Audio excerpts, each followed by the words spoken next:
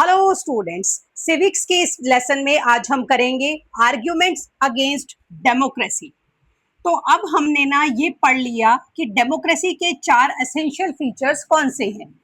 तो हमें ये पता है कि डेमोक्रेसी मतलब क्या है, लेकिन कोई भी जो हमारा पॉलिटिकल सिस्टम होता है वो फुल प्रूफ नहीं होता है। मतलब कोई भी पॉलिटिकल सिस्टम, चाहे वो मोनार्च हो, चाहे वो ऑटोक्रेटिक रूलर्स हो, चाहे वो रॉयल इंपीरियलिज्म हो या हमारी डेमोक्रेसी हो, कोई भी हमारा पॉलिटिकल रूलिंग सिस्टम जो होता है वो फुल प्रूफ नहीं होता। मतलब ऐसा नहीं होता कि उसमें खामियां ना हो।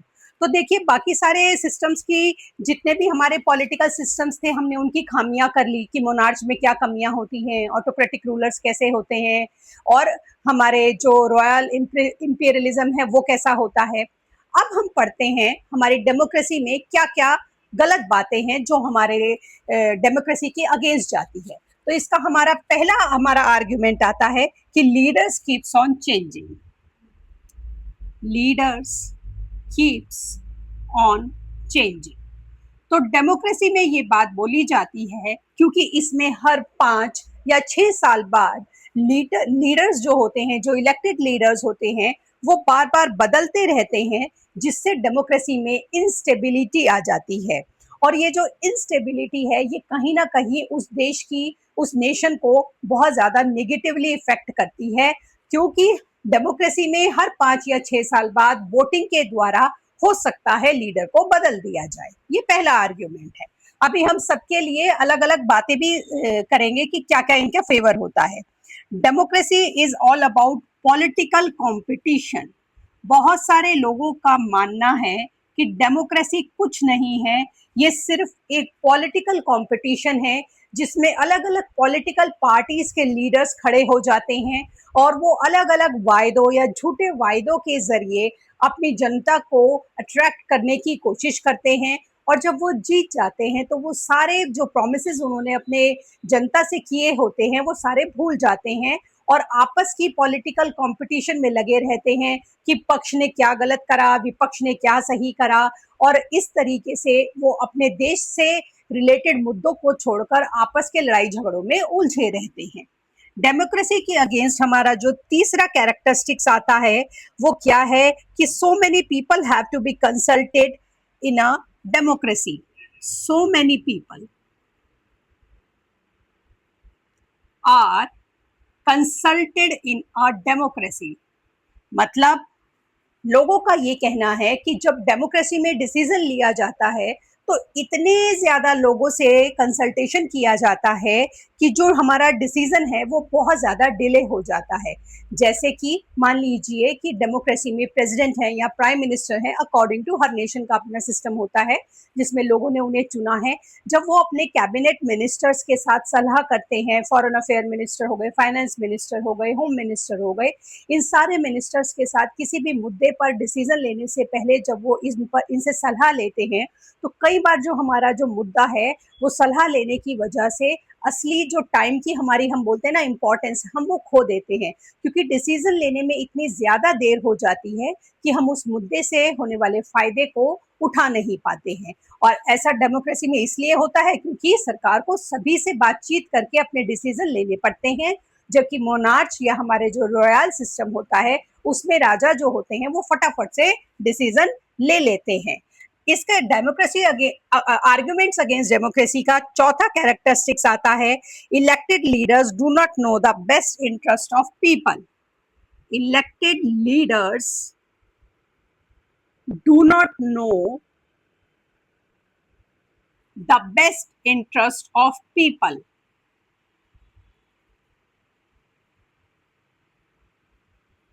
इसका क्या मतलब होता है?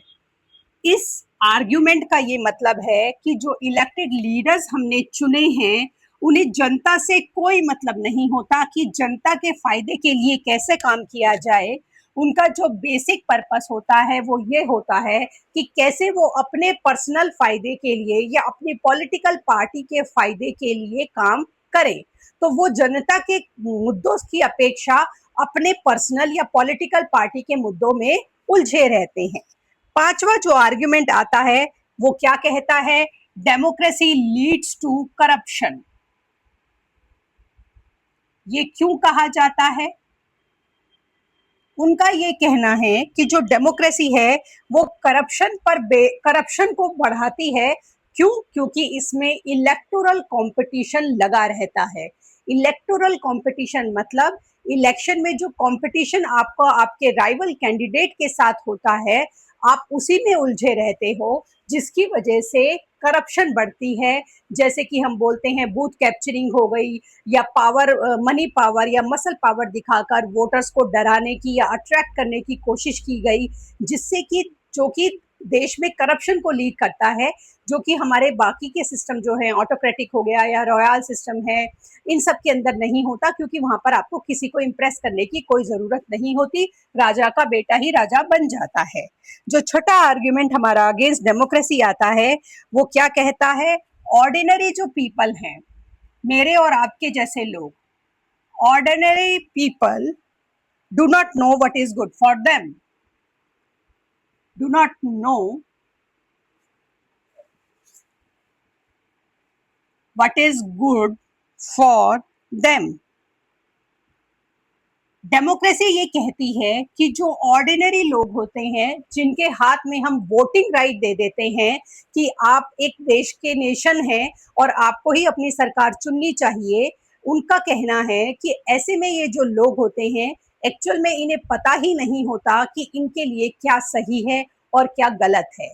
उनका जो आर्गुमेंट अगेंस्ट हमारे डेमोक्रेसी है, उसमें लोगों का ये कहना है कि जो लोग वोट करने जाते हैं, वो ज्यादा से ज्यादा उनमें से मोर परसेंटेज ऑफ पीपल ऐसे होते हैं जो कि जिन्हें की पैसा देकर, जिन्हें की डरा धमकाकर, या जिन्हें किसी आने वाले भविष्य का फायदे का लालच दिखाकर उनसे वोट ले लिया जाता है, ये कहकर कि अगर ये पॉलिटिकल पार्टी जीती तो आपके देश में या आपके प्रदेश में, सॉरी देश में नहीं, प्रदेश में या आपके परिवार को ये फायदा पहुंचाया जाएगा।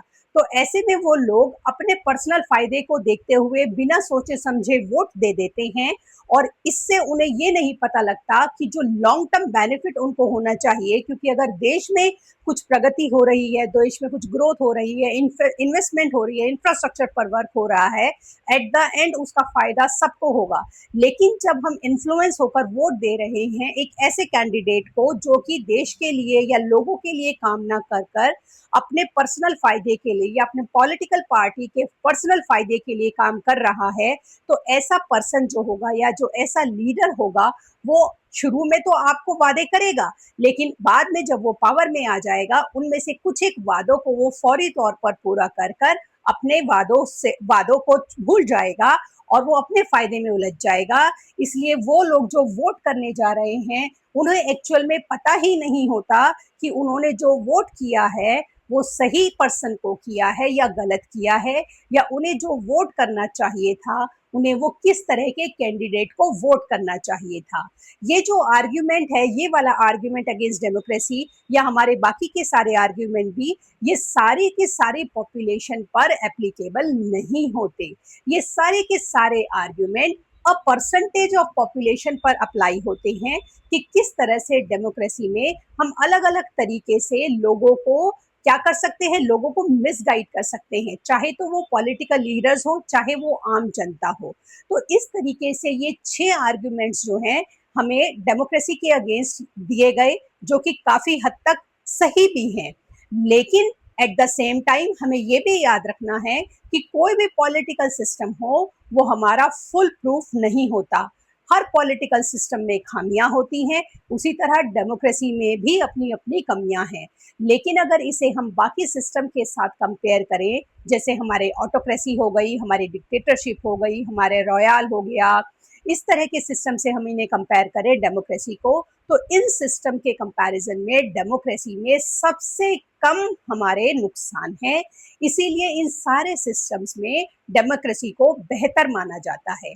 आज हमने ये जो 6 टॉपिक पढ़े कि ये आर्ग्यूमेंट्स हैं हमारे अगेंस्ट डेमोक्रेसी, कल की क्लास में हम इन सारे 6 के 6 आर्ग्यूमेंट्स के पॉजिटिव वो करेंगे कि किस तरीके से डेमोक्रेसी इन सारे क्रिटिकल अक्लेम को झुटला सकती है, अगर वो सही तरीके से काम कर पाते हैं तो ये करेंगे कल की क्लास में। तब तक के लिए शुभ रात्रि।